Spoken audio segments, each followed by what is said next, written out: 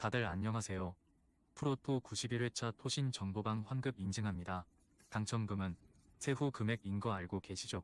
다들 아시겠지만 한 경기 취소되어 당첨금이 반토막 났지만 그래도 당첨 모두 축하드리며 오늘 경기도 분석 시작해보겠습니다. 금일 첫 번째 경기 레알 소시에다드 대 디나모 키예프 분석 시작해보겠습니다. 소시에다드는 안더레우트와 풀젠에 패하며 다소 주춤했으며 그러나 지난 홈 경기에서 무패를 이어가던 아약스를 잡고 분위기 반등에 성공했다. 쿠보와 바레네치아 등의 골이 터졌고 경기 주도권도 전혀 내주지 않았고 이 경기를 앞두고 열린 지난 주말 라리가 경기에서는 난적 레가네스의 3골차 완승을 거뒀는데 브라이스 멘데스와 웨아 사발이 팀을 확실하게 이끌었다.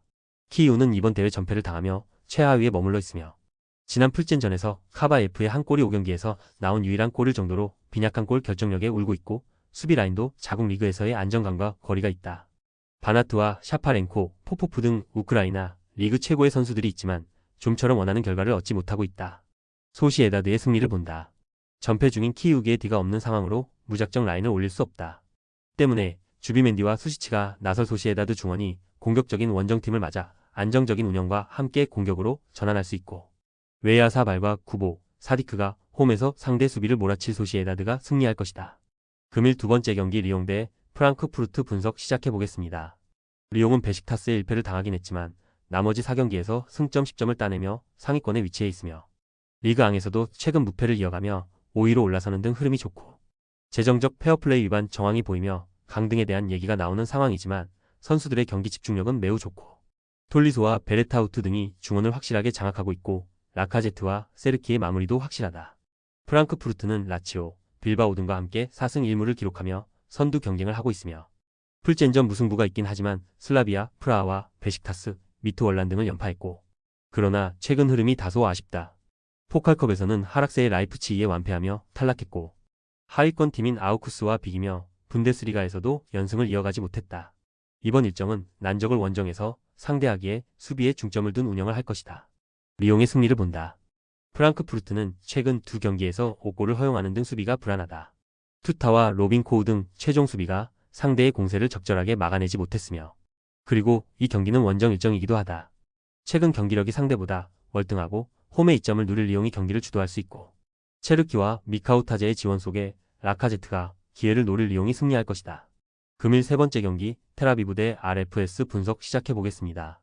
테라비브는 지난 라운드에서 베식타스를 잡고 유로파 첫 승을 신고했으며 아약스와 브라가 등을 상대로 전패했었는데 승점을 따내며 다음 라운드 진출을 위한 교두보를 마련했고 페레츠와 가브리엘 등 중원에 나선 선수들이 경기의 주도권을 내주지 않았고 웨슬리의 측면 돌파도 위협적이었고 이 경기는 중립이기에 지난 승리의 기세를 이어가기 위해 전력을 다할 것이다.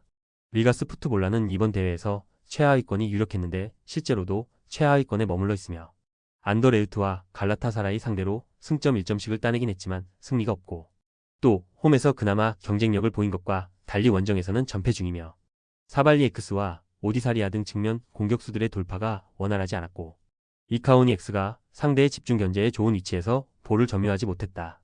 테라비브의 승리를 본다. 리가스는 이번 대회 내내 원정에서 부진한 경기력으로 일관하고 있다. 발로디스와 프렌가 등 최종 수비의 안정감도 떨어진다. 페레츠와 오베르엠이 중원에서 점차 경기의 주도권을 가져가며 분위기를 가져올 것이고 웨슬리와 다비다가 측면 돌파로 기회를 만들 테라비브가 승리할 것이다. 금일 네 번째 경기 보데글림트 대 베식타스 분석 시작해보겠습니다. 보데글림은 지난 라운드 원정 경기에서 패하며 연패를 당했으며 대회 출발이 좋았지만 카라바오에 패하며 분위기가 추락할 위기에 나선 메뉴전에서 에브엔과 징커나엘의 골이 나왔는데 승점 추가에 실패했고 그로 인해 순위가 17위까지 추락했고 이 경기에서 반등이 필요하며 하우게와 징커나엘 등 해결할 수 있는 선수들을 앞세워 홈에서 승리를 노린다. 베식타스는 반드시 잡아야 했던 테라비브전을 패하며 연승의 기세를 이어가지 못했으며 리그왕 강호인 리옹에 이어 말매를 잡으며 중위권으로 치고 올라왔었는데 이제 24위 밖으로의 추락을 걱정해야 한다. 때문에 원정 일정에서 무리한 공격적인 운영을 피하고 버티기로 나설 수 있다. 접전을 본다. 보데글림의 홈 경기력이 빼어난 건 사실이다. 베르그와 에브엔 등 노르웨이 리그 최고의 중원도 있다. 그러나 주앙 마리우와 페르난데스 등 중원에서 수비 가담에 능한 볼란치들이 쉽게 공간을 주지 않을 것이고 파울리스타가 상대 주포인 하우게를 집중적으로 막아낼 베식타스 상대로 원하는 최선의 결과를 얻지 못할 것이다. 금일 5번째 경기 엘프스보리 대 카라바흐 분석 시작해보겠습니다. 엘프스보리는 스웨덴 알스베스칸에서 7위에 머물며 원하는 성적을 얻지 못했으며 말메와 한마르비가 1, 2위를 차지한 스웨덴 리그였는데 승점 45점에 그쳤기 때문에 24강 플레이오프 진출 이상을 노리는 유로파에서 전력을 다해야 한다. 원정에서 부진하긴 했지만 홈에서는 두 경기 모두 승점을 따내는 등 강했기에 제넬리와 카셈을 앞세워 경기를 주도하려 할 것이다.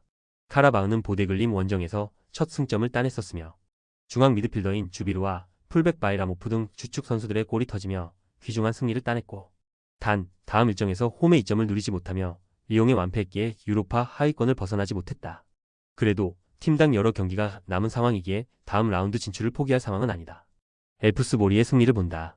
리그 일정이 끝난 상황이기에 유로파에 집중할 수 있고 한 시즌을 소화한 선수들이 체력 상태를 끌어올리며 상대를 에너지 레벨로 압도할 수 있다.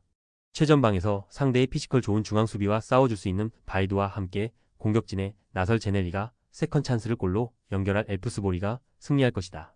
금일 6번째 경기 아스타나 대 첼시 분석 시작해보겠습니다.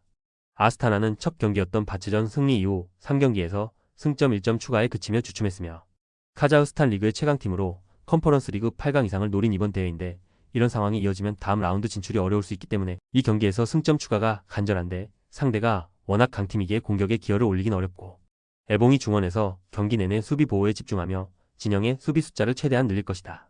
첼시는 이번 대회에서 경기당 평균 5골 가까이 뽑아내는 엄청난 화력으로 1위를 질주 중이며 노아 상대로는 8골을 터뜨렸고 같은 연승팀인 하이덴하임을 원정에서 완파했고 리그 맨유전 무승부 이후 나선 8경기에서는 7승 1무의 성적을 올리고 있는데 지난 주말 리그에서 토트넘을 원정에서 완파하기도 했다. 모이세스 카이세도와 엔조의 중원이 워낙 강력한 데다 공격진은 3개의 팀을 돌릴 수 있을 정도로 뎁스가 대단하다. 첼시의 승리를 본다. 지난 주말 맹활약한 선수들이 이번 원정에 벤치에 머물 수도 있다. 그러나 잭슨과 산초를 대신해 무드리크와 은쿤쿠, 구이우 등이 공격을 주도할 수 있고 듀스버리올은 엔조의 부담을 덜어줄 수 있는 선수고 전력의 확실한 우위를 보여줄 첼시가 대회 연승을 이어갈 것이다. 토신 최종 조합은 영상 아래 고정 댓글로 말 걸어주시면 토신 정보방에서 무료로 공유해드립니다.